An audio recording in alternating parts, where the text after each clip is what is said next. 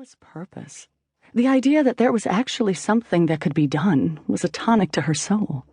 There was no way she could bring her father back, but if she could ensure whoever was truly behind this met justice, it would give them all some kind of peace, or, at the very least, resolution.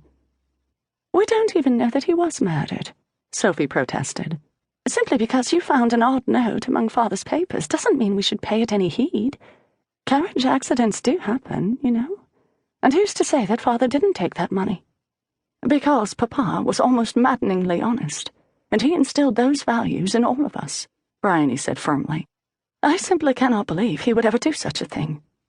"I told you," Maddie snapped at her younger sister. "If you ever used your brain to think about anything but fashion and food—" "We aren't getting to enjoy any fashion," Sophie shot back, plucking at her black-dyed morning dress.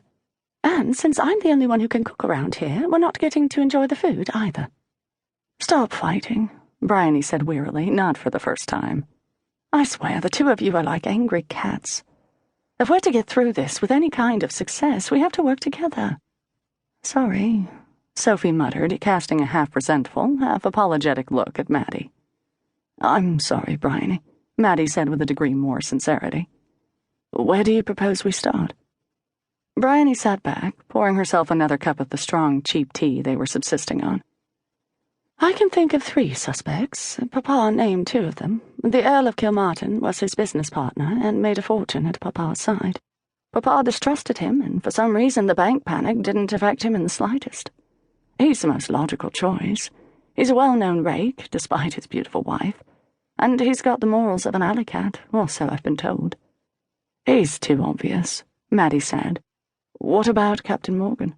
Father had just removed him from command, and he was on his way to Devonport when the accident happened. When our choice is between a peer of the realm and a former pirate, the answer seems logical." "Privateer," Bryony corrected firmly. Maddie had a tendency to be overdramatic. "You're right, though. Captain Morgan appears to be a man who wouldn't blink at the thought of murder. I don't believe Father ever trusted him completely. Although there are a number of reasons to drive to Devonport, visiting Captain Morgan being only one of them. There did appear to be bad blood between them." "There was bad blood between Father and almost everyone he ever met," Sophie scoffed. "Honest or not, he was hardly the most convivial of individuals. Surely you're not suggesting Captain Morgan embezzled a fortune and killed our father out of pique?" "It's something you would do," Maddie said pointedly. Sophie shrugged with surprising good nature. "I suppose I might, if someone annoyed me enough. But what about Viscount Blackhurst? Without Father's death, he regained ownership of Renwick, no small treasure. He already murdered his wife. Why hesitate to kill a total stranger if you stand to gain that much?" "We don't know that he murdered his wife," Bryony corrected her. "It's just rumor. And of the 3, I admit he seems the least likely. The man was already wealthy, and he owned several estates. Besides, Father didn't seem to suspect him." "Clearly, Father didn't know everything, if he ended up dead," Sophie replied, sinking back on the window seat and staring out into the rain-drenched city, the sheen of her unshed tears barely noticeable. She looked like a gorgeous, shining doll amidst the trappings of a black crow.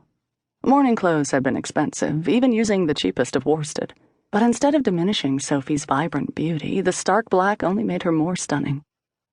"Why don't we simply go with our original plan? I'll marry someone fabulously wealthy and very handsome, and support the 2 of you." "This mythical husband of yours has yet to materialize," Maddie pointed out. "And may I remind you that my suitor discovered a pressing need to travel to South America when all of this came out.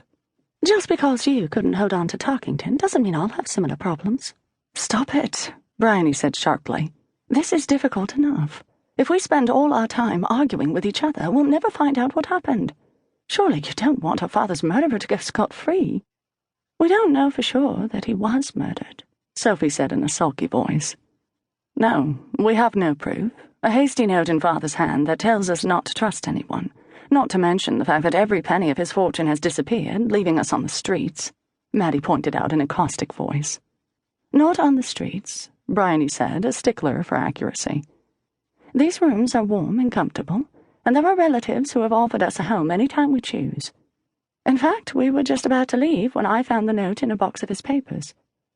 She glanced over at the stained piece of paper on the small table. No matter how many times she read it,